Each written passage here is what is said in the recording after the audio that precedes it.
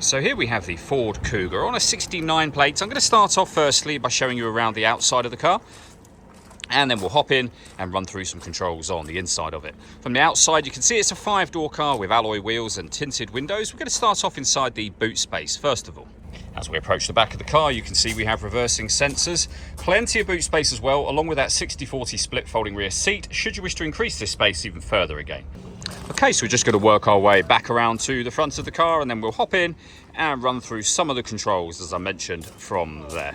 Just briefly before we climb in, I think it's well worth seeing the interior from this exterior point of view. There's plenty to run through on the dashboard, so let's hop in and we'll do that right now.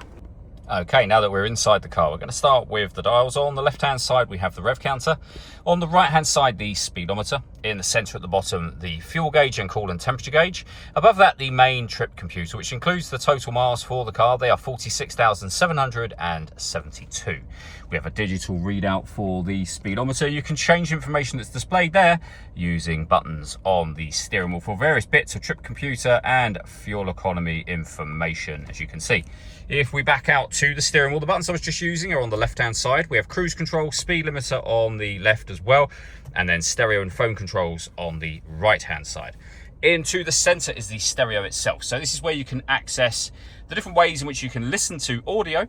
We have AM, FM and DAB radio, CD player, Bluetooth audio. This car's also got a couple of USB inputs which will appear up here if you plug devices into them, of course.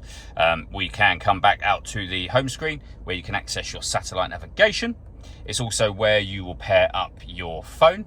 Search for your vehicle on your device and select it once it is found. And just follow the instructions on screen from there. On the subject of phones, you can pair up certain Ford-friendly apps up onto the main screen, and we have our settings menu just there as well. You can access your climate control on the screen, although directly below it are the physical controls for the climate control. So you can adjust the driver and passenger temperatures.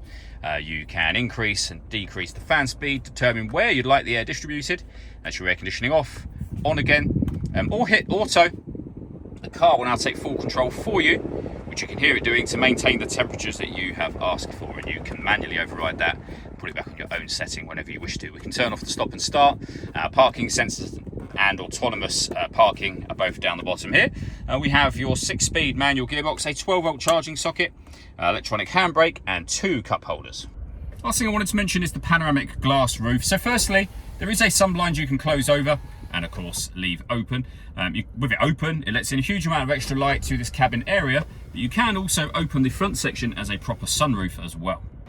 All that leaves me to say is thank you for taking the time to watch this video. If you'd like to come and see the car for yourself and have a test drive, please feel free to give us a call here at Surrey Specialist Cars. We'd love to hear from you soon.